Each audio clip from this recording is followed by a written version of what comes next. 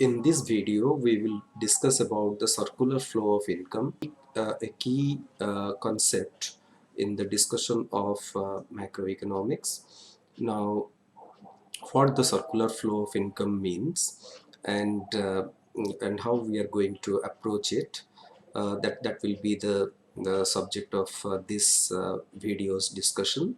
Now, let us begin with what the circular flow of income tells. The circular flow of income is a simple depiction of how an economy works.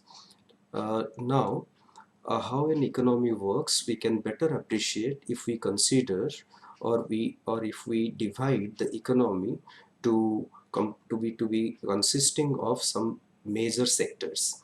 And to begin with, let us consider two sectors. The first sector is the households, and the second sector is the firms or the business sector.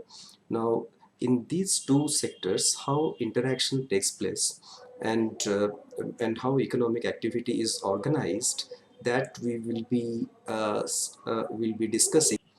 Before we discuss how economic activities are organized between these two sectors, let me discuss with you some broad preliminaries which will help us to appreciate the interaction between these two sectors. First, we must be clear as to what are the various factors of production, and as you would be recalling from your discussion of discussions in the microeconomics paper, the the broad factors of production are the land, labor, capital, and of course entrepreneurship. Some people also add natural resources. Now, what do these factors of production get for providing their services? As we all know, labor gets wages, land gets rent, and entrepreneurship gets profit, and capital gets interest. So if we consider the total income, the possible incomes that is generated in an economy, broadly it will consist of wages, interest, rent, and profit. Wages earned by laborers, and interest earned by capital, rent earned by the land, and other natural resources, and profit is earned by entrepreneurship. Now, when we add all these, we get what is the total income that is generated in an economy during a given period of time. How is this income earned?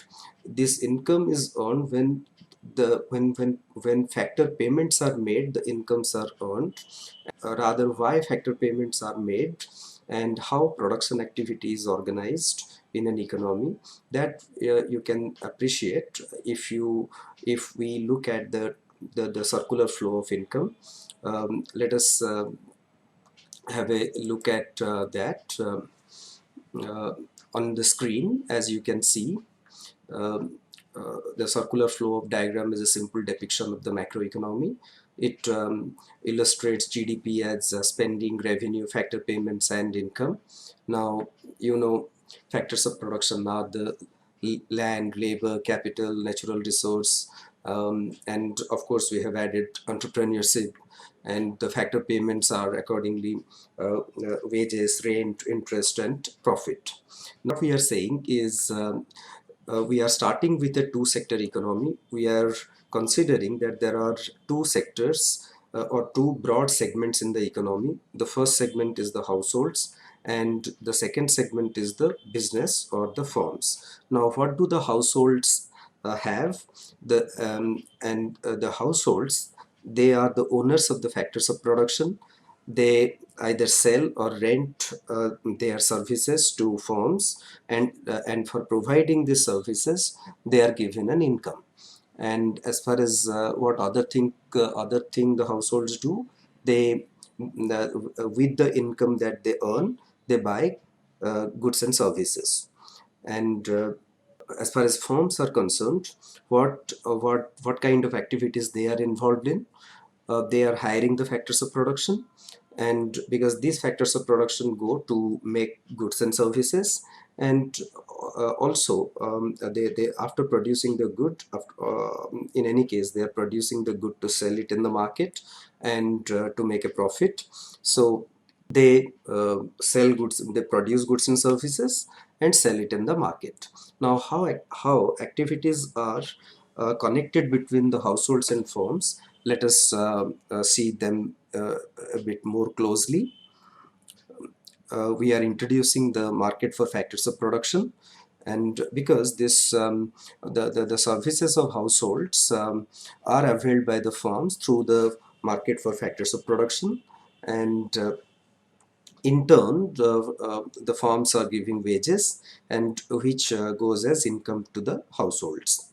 And the market for goods and services, um, what do the households do with the income? They spend the money, and which goes as a revenue stream to the firms. And and for and households are buying goods and services, and firms are selling goods and services. So in this way the flow is complete. Or if nothing else happens, though it is depicted as a rectangle, I can very well show it as a circle, in a circular fashion, how economic activities are moving from one segment to the another. Now the key point is, if nothing happens, or if there is no external stimulus to the economy, or there is no other exogenous events taking place in the economy, then the circular flow of income repeats itself, or the economic activities continue their momentum, and the circle is maintained at a particular level. Okay. Now um, as I said, we will start with a two sector model, households and firms. What other sectors we could have included, but we have not included. Broadly, three sectors, three more sectors could have been included. First is the government. What do the government do? They impose taxes, and but also government spends, and so government spending and government taxes can be included, but the circular flow will not be hampered, because the taxes, which are a leakage from again brought back to the system when government spends. Similarly, we know that households do not spend all their income. They might save a part of it. Now, the financial system provides a mechanism to mobilize the savings of households, and it not so in that sense it is again a leakage from the spending stream.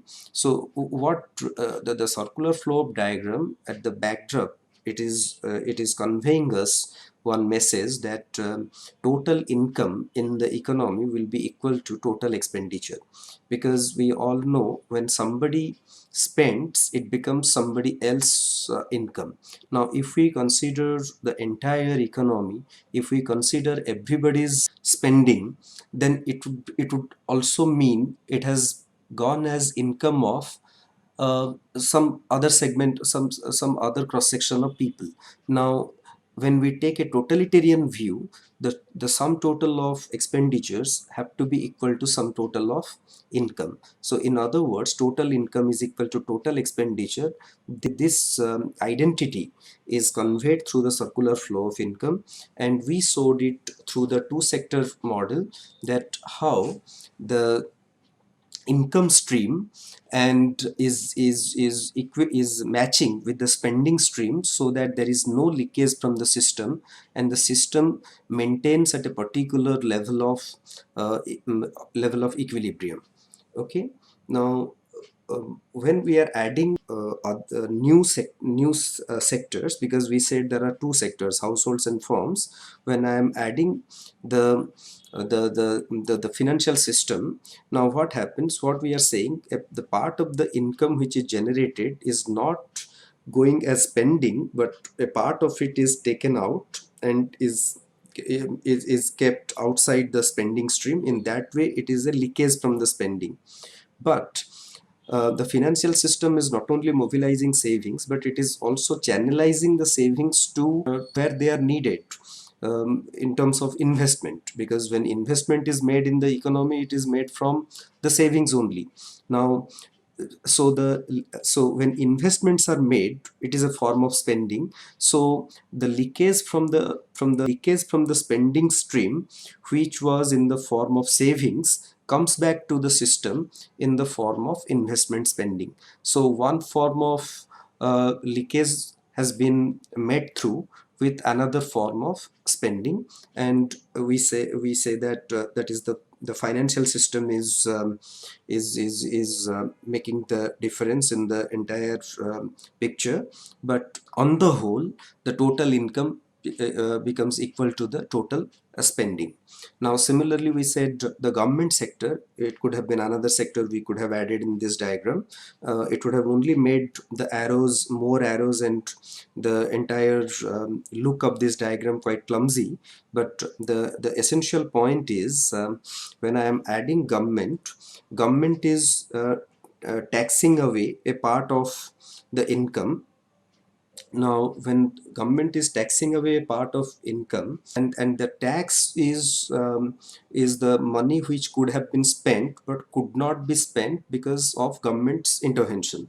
Now we are saying that government is not only taxing, but government is spending. So one way of looking at it is that the leakages from the spending stream is met through spending, so that on the whole there is no disturbance to the circular flow of income, to the identity that total income is equal to total expenditure. Now you can see that identity, if I show you that the GDP is essentially measuring what? The total income of everyone in the economy, but it also measures the total expenditure on the economy's output of goods and services. G and S stands for goods and services. Now, for the economy as a whole, income equals expenditure, because every rupee of expenditure that you do, it becomes the income of somebody else. What could have been the another sector which could have been added? The another sector which we have not included, which could have been added, is the external sector. Now external sector, what happens if a part of the spending which should have been taking place in the economy doesn't take place in the economy, rather it is spent on goods produced abroad, so which we call as imports. Now, if it is an open economy, we have to include the external sector. Now, when the external sector is included in or superimposed on this circular flow diagram, we would find that there is a leakage from the from the domestic spending stream in the form of imports, because the spending which should have taken place on the goods produced in the domestic economy, now that money is spent on goods produced outside the economy. But we are not only importing, but we are also exporting. So if we are purchasing less of domestic goods, that shortfall in the purchase is met through the foreigners buying of our goods and services, which is termed as our exports. So inclusion of imports and exports will make this diagram further clumsy, but nonetheless the the overall point remains intact, that total income will be equal to total expenditure. Now we are discussing all this in the framework of measuring GDP, or in our discussion of GDP, but when I include the imports and exports, that is captured in another accounting framework which is known as the balance of payments. We will discuss about balance of payments also, but in subsequent sessions. So let us proceed with our discussion. So that we saw that total income is equal to total expenditure in an economy, through the circular flow diagram, which is depicting how economic activities are organized in a country. And we did not include the government sector, the financial sector, and the foreign sector or the external sector. But as we proceed in this course, I will be including the government sector, the financial sector, the external sector, after doing our analysis of the basic two sector model. Now, we will discuss about um, how to conceptualize the GDP. Now, and we will also give a formal definition of GDP, because we have been talking about GDP rather loosely, as it is the total income of everybody in an economy, or it is the sum total of all expenditure in the economy. Now, conceptually, we may not be wrong, but technically, if we were to be correct, we need a more formal definition, or the way it is understood by economists. GDP can be conceptualized in three different ways. Uh, in other words, we can look at the GDP from three different perspectives. We can look at the GDP either from the income side or from the expenditure side. There is a third perspective through which we can look at the GDP, and that is the value added perspective. The we will see how there is an equivalence between all these three perspectives to look at the GDP at a conceptual level. And we would then give a formal definition of GDP, and subsequently we will proceed as to how GDP is actually measured in India, and there has been some methodological changes in the way GDP is computed and reported in India in the last 3 years. And there has been a lot of debate going on as to the veracity of the estimates, GDP estimates, which have been thrown recently about the first quarter of 2018-19. The GDP growth estimate for the first quarter of 2018-19 was estimated to be 8.2% by the CSO. Now we will see from where this GDP growth has come, and and the state of the debate with regard to the accuracy of the GDP numbers. But before all that, let us see the equivalence between the three approaches to GDP, and we will and before that, let me discuss with you some fundamentals so that you can appreciate the various terms that we would be using while discussing the various discussing GDP through the three alternate perspectives. Let me start with a simple example.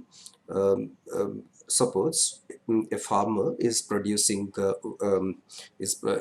producing wheat, and he is using this wheat for self-consumption, and he's using this wheat to make bread for own consumption. The moot point is he is not bringing his produce to the market. He is consuming the entire product himself, and we are also assuming that his cost of production is negligible, so that he's not paying anything to produce these wheats. And suppose wheats worth 50 rupees has been produced by the farmer. So this kind of a simple transaction, how this is going to have an impact on GDP. If I were to ask you, how would you respond? Now, it may be lurking in your mind that uh, goods worth 50 rupees have been produced, so the GDP should be impacted by 50 rupees. But if we want to see in the conceptual treatment of GDP how such an activity will be classified, whether this activity adds to the GDP, or it doesn't influence the GDP. Now you can answer this you can answer this question whether a particular transaction impacts GDP or not by asking a question whether the good or the service which was produced, did it lead to a market transaction? In other words, did the good or service reach the market? Did somebody pay for it to consume the good and services in or good or service in question? So this case, if I apply this yardstick of somebody purchasing it in the market, we find that nobody but this was a non-market transaction. Nothing was sold in the market, so final purchases were zero, and this self-consumption activity, though production has taken place, is not going to impact GDP.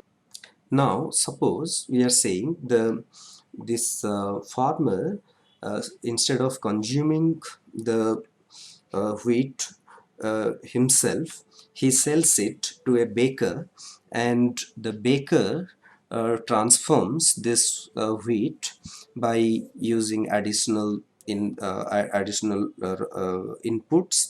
and his effort, his enterprise, all this is leading to production of bread, and this bread is sold in the market for 100 rupees.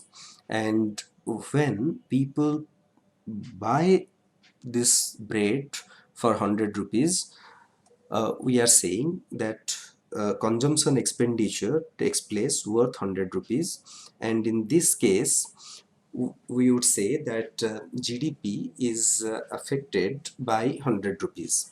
Now um, uh, this is an interesting juncture where I will introduce the concept of value added. Suppose we were to, instead of looking at GDP from expenditure, like here I said the total expenditure was what was 100 rupees on the bread, and so the GDP was impacted by 100 rupees. But instead of looking at from the expenditure side, if I were to say what was the total output, value of the output that was produced, and if we ask the baker and the farmers individually to report their output, the farmer will report 50 rupees and the baker will report 100 rupees. So total we will find that they have reported, if they have reported 150 rupees worth of output has been produced. But in the expenditure side, when we looked at only the expenditure, it was the GDP was impacted by 100 rupees. But when we are asking the output of the baker and the farmer, the total output is becoming 150. So the difference 150 and 100, the additional 50 rupees that we are getting when we are asking the baker and the farmer to report their output. Why is this difference coming? Because uh, we are double counting the wheat, because when we asked the farmer to report his output, he said wheat of 50 rupees, but this wheat was used as a raw material by the baker. So the wheat reported by the farmer has already been included in the production of bread. So um, what causes the error in counting is that we have counted wheat which is not a final good. And so one way of looking at the entire thing is I ask what was the total expenditure which was incurred in the economy on final goods. So final goods means goods which are ultimately purchased by the, or which are goods which are purchased by the ultimate consumer. Now the ultimate consumer purchased only 100 rupees worth of bread. So the total GDP will be influenced by 100 rupees from this transaction. Now So the wheat was what? The wheat which was used up in the production process was not a final good, it was a intermediate good. So we can define what intermediate goods are. Intermediate goods are the ones which are used up completely in the production process. Now if we include the intermediate good as well as the final good, what we will be ending up is double counting, and that will be an overestimation of the GDP number. Now, as you can see from the screen, intermediate goods like wheat and oil should not be double counted when output is computed. And to avoid errors from double counting, what we are asking both the baker and the farmer to report their sale of final goods to the consumers. Now, because the baker is not in any case is not selling anything to the final or the ultimate consumers, so he reports zero, and the baker is reporting 100 rupees worth of sales, so total is 100 rupees. So the short point is, if we want to capture the GDP from the expenditure side, we have to be careful to consider the spending on final goods. We have to avoid um, the intermediate goods, and expenditure on final goods by the consumers, by the ultimate consumers who are not going to do a resale of the good. This example also will help us to drive home the GDP from the perspective of the value added. Now, instead of looking at the total expenditure on final goods, which is 100 rupees, we could have asked the question that what was the value added by the farmer and by the baker. Now, how do we compute or we measure value added? To measure value added, you have to consider the value of sales minus the value of purchases. That means if there are multiple stages in a production process, what you do, you ask in each stage what was, suppose there are 5 stages are involved in producing a good, the final good. Now you ask at each stage how much values worth of goods or raw materials were purchased, and what was the total value of sales at that stage. Now, if you take the difference between the two, the value of sales minus the value of purchases, you will get the, the, the value added in that particular stage of production. In our case, if you recall, I had said, suppose there was cost of producing wheat was negligible. So when the the farmer is asked to report his value added, his cost of purchases is 0, but his value of sales are 50. He is selling 50 rupees worth of wheat to the baker, so 50 minus 0, his value added is 50. And if we ask the baker to report his value added, he is selling breads worth 100 rupees, but he is purchasing wheat worth 50 rupees. So value of sales minus value of purchases, 100 minus 50, it is again 50.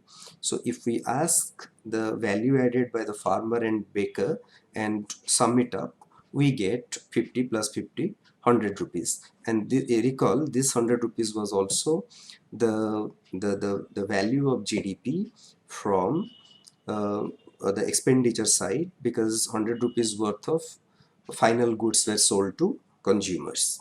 If we had information on the payments to various factors of production, um, then we would see that if we add the payments to various factors of production, we will again get this 100 rupees worth of GDP.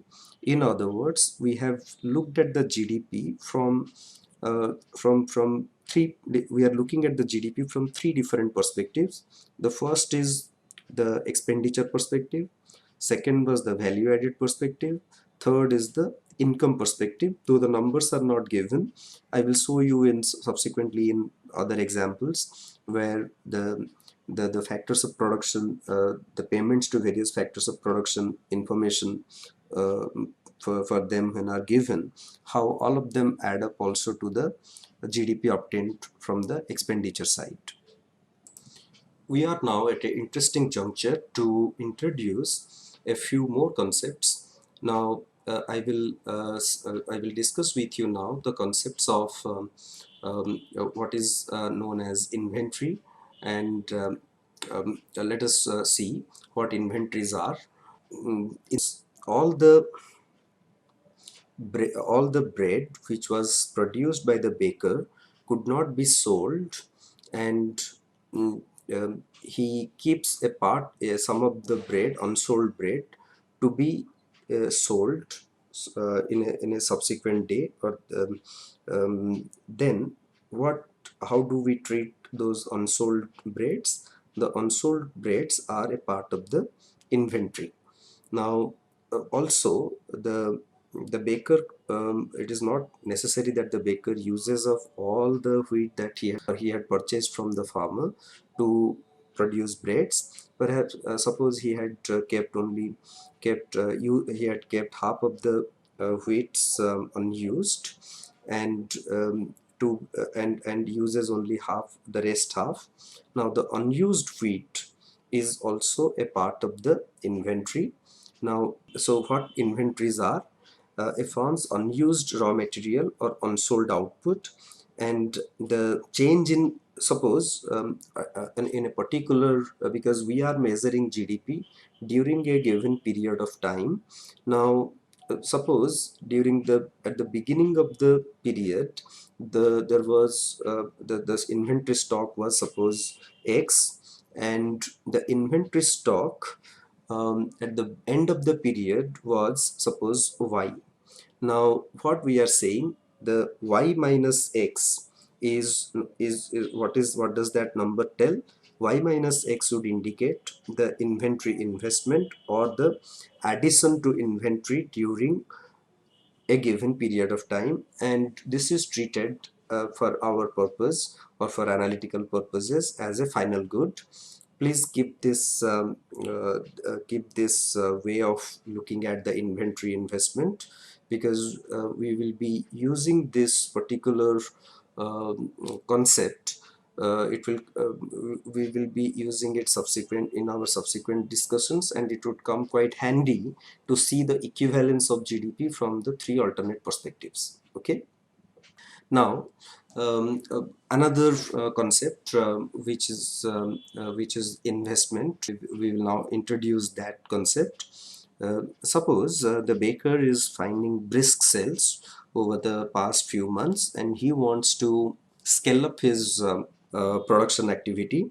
So for that, he is buying, suppose he had two baking ovens. He buys one more oven.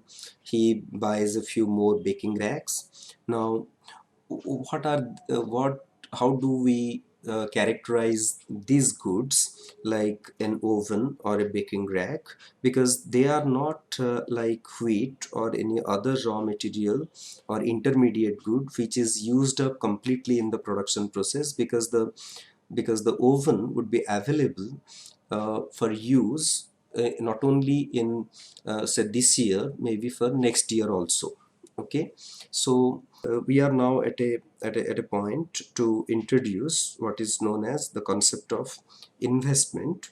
So the objects which are not used up during the period in which they were purchased or they were made, and they are treated as capital goods because they are long lived, and they help to produce other goods and services. In our example, the baking oven and the baking racks were very much needed to produce breads, but they are used up not when producing bread. Suppose the shelf life, or the life of a baking oven is, say, 5 years. So each year there is some wear and tear, but a part of the oven we are using, or it is getting used up. But it is not getting used up completely in the accounting period in which they were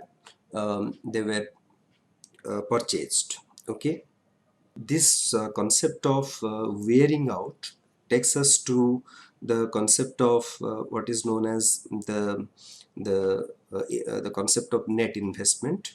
But before that, let us see the distinction between capital goods and intermediate goods a bit more closely.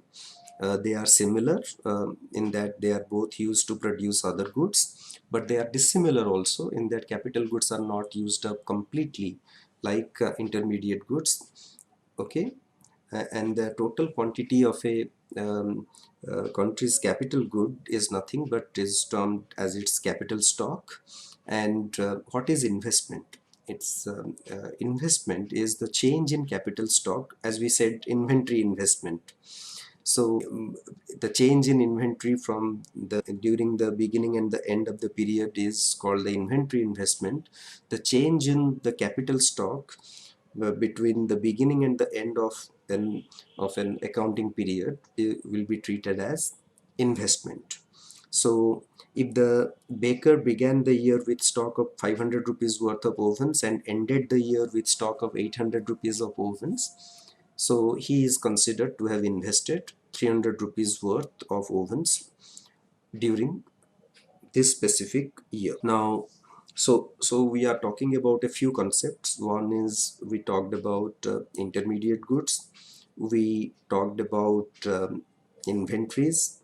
We talked about capital goods, and the sum total of capital goods gives us the capital stock, and the change in capital stock is giving us the investment. Wear and tear of the capital good is known as as capital consumption or depreciation. It is known by different names. Now the investment figure, if nothing is mentioned, then it refers to the gross investment.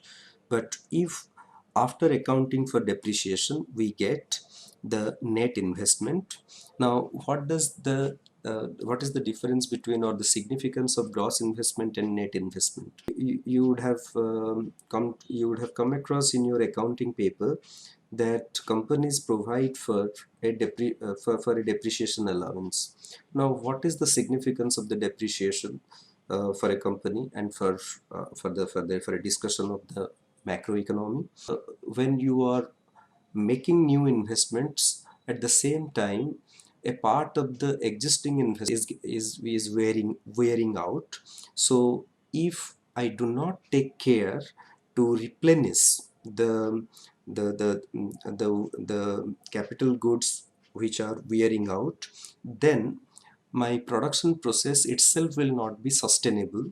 So for the sustainability of business and for sustainability of profits, companies cannot take a short-sighted view of only looking at the gross investment, but they have one should be looking at the net investment.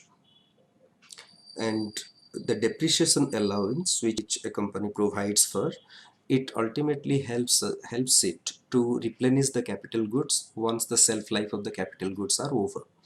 So if we want to if we want to have a more conservative view of the investment activity that is taking place in the economy, we should be considering the net investment. And it is also the depreciation is known in macroeconomic terms as the consumption of fixed capital. So it is the same thing. In some questions when I ask you in the quiz, instead of using the word depreciation, the word capital consumption allowance would be, or consumption of fixed capital would be mentioned. It means the same thing.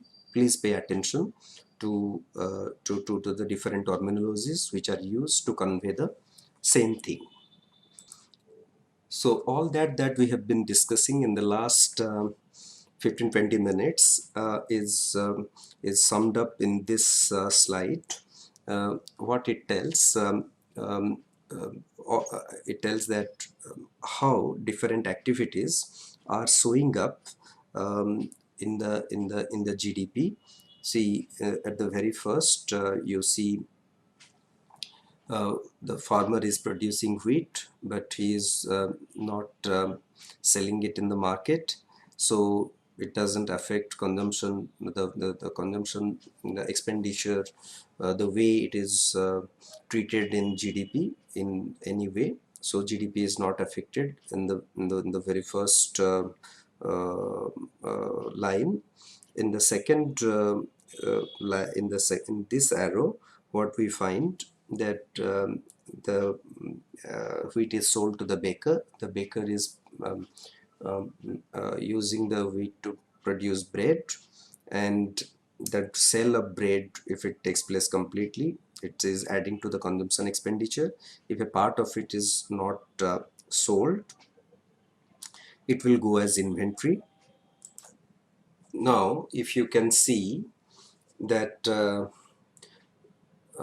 in this, when wheat is sold by the farmer to the baker is putting his effort and transforms it into bread. And suppose if the entire bread was sold, it would have led to the GDP getting influenced by the extent of the sale. Now, but if a part of the bread was not sold, it is unsold bread which is on the shelves and which will be sold subsequently. And the a part of the wheat, which raw material which was not used up completely, this again coupled with the unsold breads, these two make what is known as the inventory. And the change in inventory uh, at the end of the accounting period from the uh, beginning of the accounting period is nothing but my investment in inventory. The baker is thinking of expanding capacity by purchasing new oven, new baking racks. So what he is doing, a he is doing an investment in a capital good. Is capital good, how it is different from intermediate goods? Because unlike the wheat which was used up completely in the production process, the baking oven is available for the subsequent time periods, and it is not sold to others as a final good.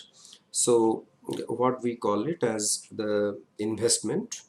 And the baker is said to have invested on a oven which helps him to produce more breads. In other words, investments helps a firm to increase its productive capacity, increase its production capacity. And for an economy also, when investments increase, the economy's ability to produce more goods and services in the future increases. And that is why economists put a lot of emphasis on the investment figures. Now we also talked about that the if we factor in that a part of the capital good is used up in the production process, so that we get the net capital, the net addition to the capital stock, which is nothing but my net investment. Now, so net investment is nothing but gross investment minus depreciation, and investment is nothing but the change in capital stock, and capital stock is nothing but the sum total of all capital goods that is available in an economy. And capital goods are not intermediate goods because they are available for subsequent time periods. They are also not sold as final goods, but they are used to make final goods. Now we are at a juncture to move to a formal definition of GDP. What GDP is, please pay close attention to each word in this definition. Formally defined as the market value of all final goods and services produced in an economy during a given period of time. As I said just a few moments back, each word in this sentence is quite loaded. It has significant implications, and this is the technical definition of GDP. So let us try to appreciate the significance of each word in this, each word, or I would say word or phrase in this sentence. It is the market value of all final goods and services produced within a country in a given period of time. Now, the first phrase is the market value.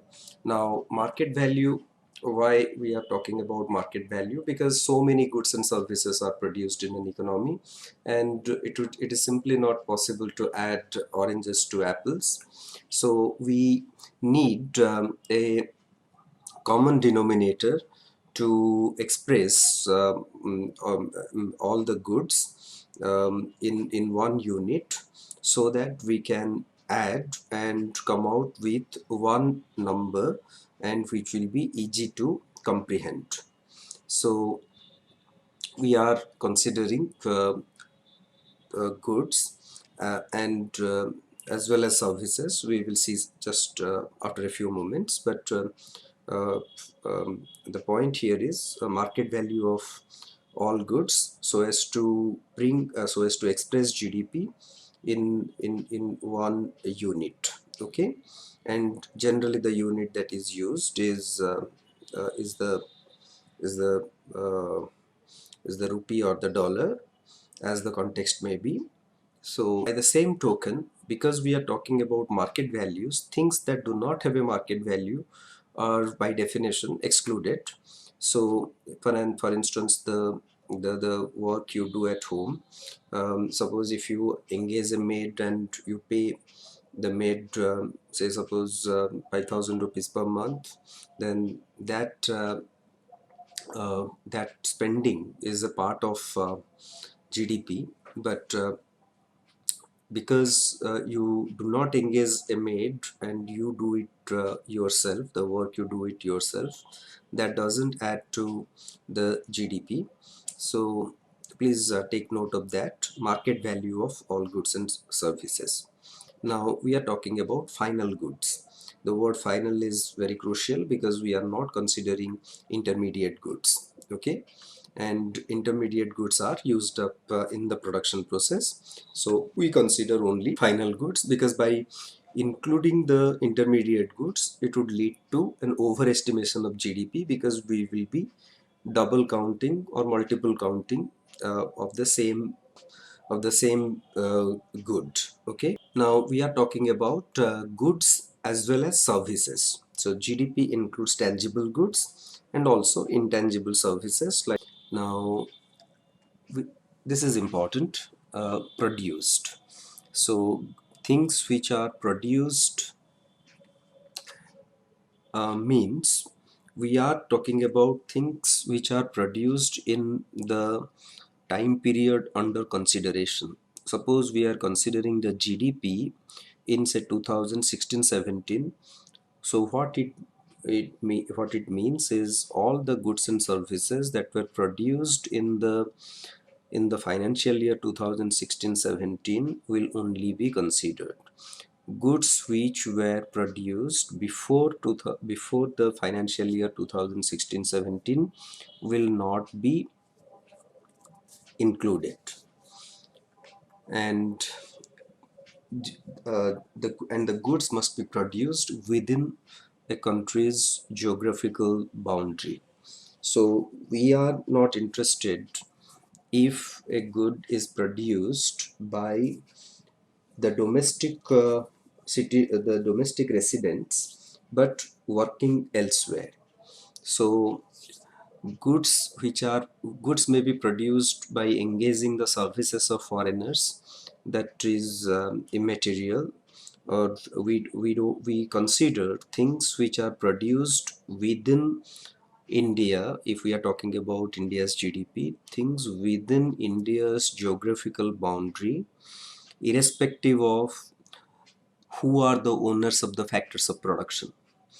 And that means the capital might have been invested by a US citizen, but if the capital has been invested in India and that is leading to production in India, that will be a part of India's GDP.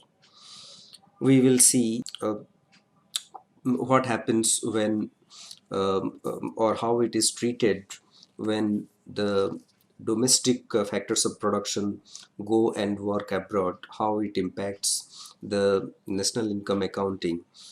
We will discuss that, but after this definition. Now, the other part which was there was the which was there was the given period of time. So generally it is a year or a quarter. Now, uh, in short, we are measuring all that is produced within India's geographical boundary by factors of production, irrespective of who are the owners, whether Indians or non-Indians or foreigners, and we are considering things which have a market value, and we consider both goods as well as services, but we consider only final goods. And of course, because it is a flow, we are measuring the GDP in the last 3 months or in the last 1 year.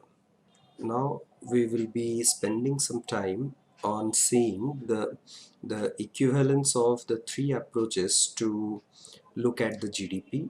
We have already discussed that we can look at the GDP from the expenditure side, from the income side, and also from the value added side.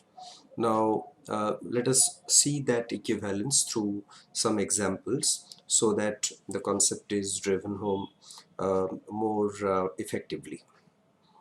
Now, the three alternative approaches, product approach, income approach, and the expenditure approach.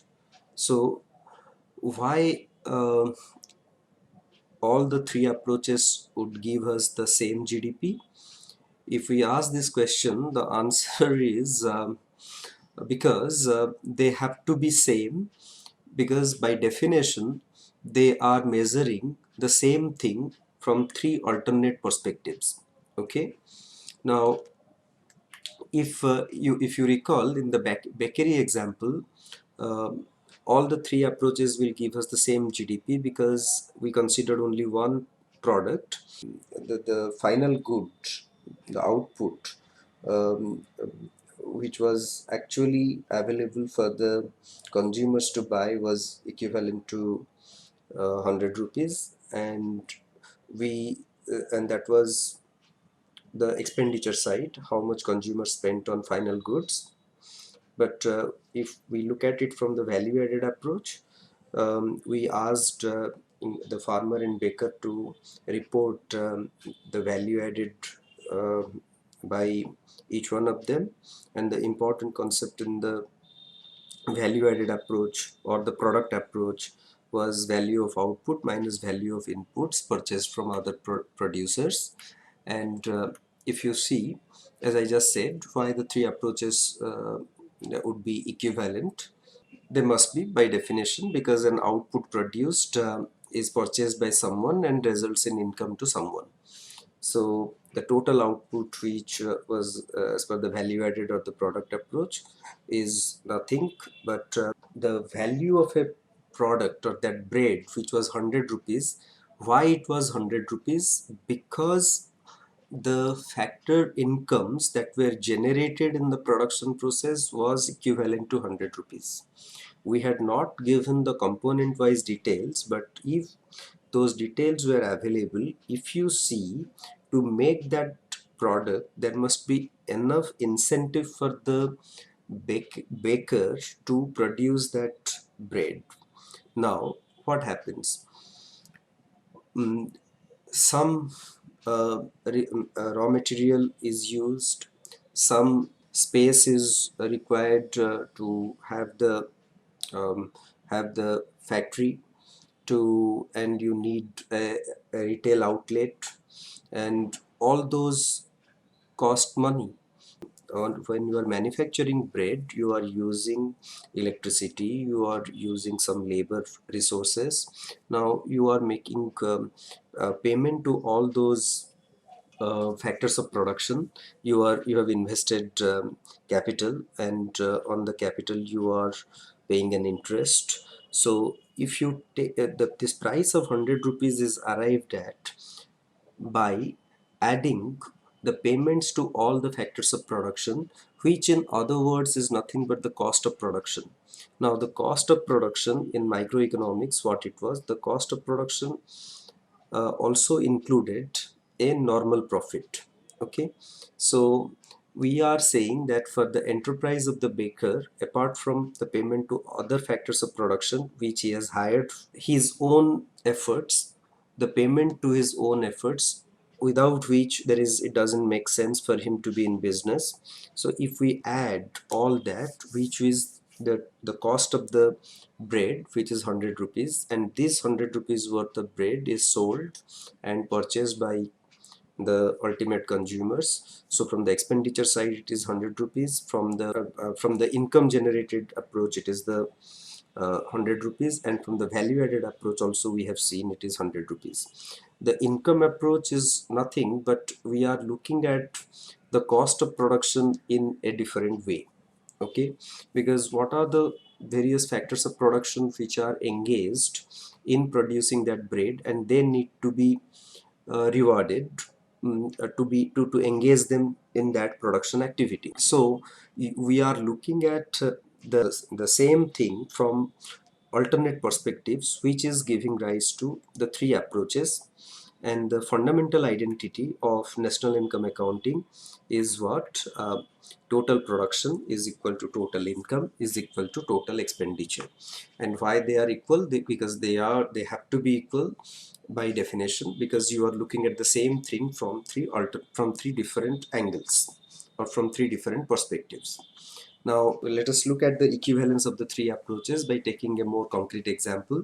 Suppose imagine an economy with only two businesses called Orange Ink and GeoSync. Please take note of the details with regard to this example, because we will be using these figures to measure the GDP under the three alternate approaches. What is happening, or is Orange Ink owns and operates orange groups. It sells some of its oranges directly to the public. It sells the rest of its oranges to the juice ink company, which produces and sells orange juice. Now the following table shows the transactions of each business during a year. So what is happening for the Orange Ink? Wages are paid to the Orange Ink employees. Then they are paying some taxes to the government. And what is their source of revenue? Selling oranges to the public, and also selling oranges to the GeoSync company. Now what is the transaction that is taking place at GeoSync? Wages are paid to GeoSync employees, just like the Orange Ink employees were paid salary.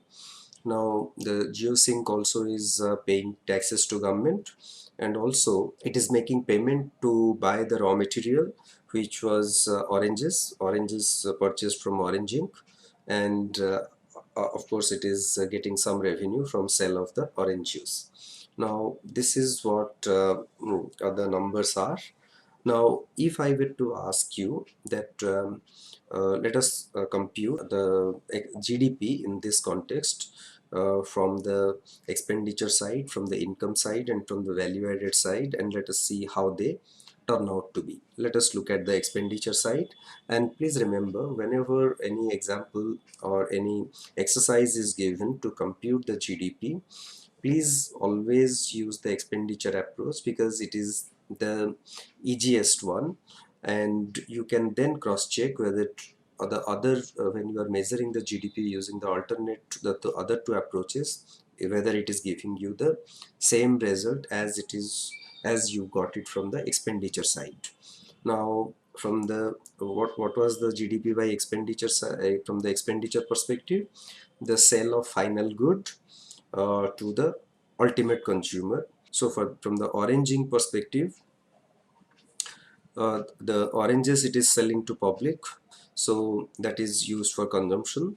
So that was 10,000, that was $10,000. And the how much was the revenue, because these we cannot include oranges sold to geosync, because geosync is not the ultimate consumer, because geosync is using it as a raw material to produce orange juice, and the revenue it is getting from orange juice is 40,000. So what is my total sell to ultimate consumers? It is 10,000 plus 40,000, so it comes to $50,000. So expenditure side gave us a GDP of $50,000. And for the time being, I am not, let us do all our analysis excluding government, okay? And we can see how the analysis changes if we include government, okay? Now if we consider the value added approach, what we get is, what is the value added by Orange Inc?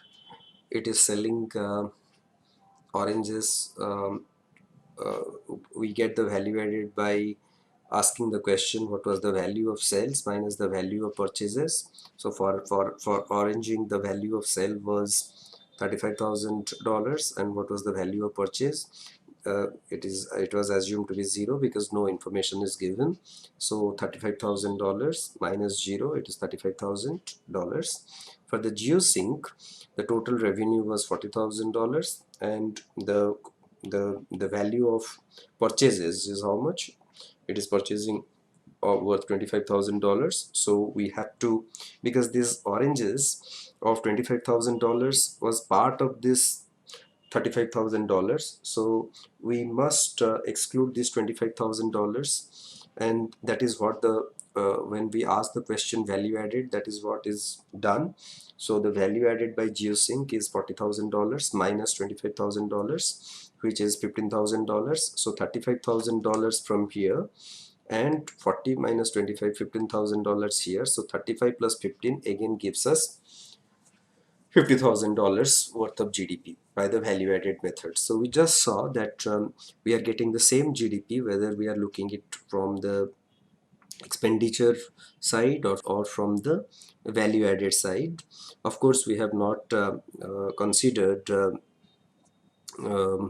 the government sector, because taxes are paid by the to the government by both the Orange Inc and the GeoSync. Now, how that would change our analysis, we can see that. Let us do that.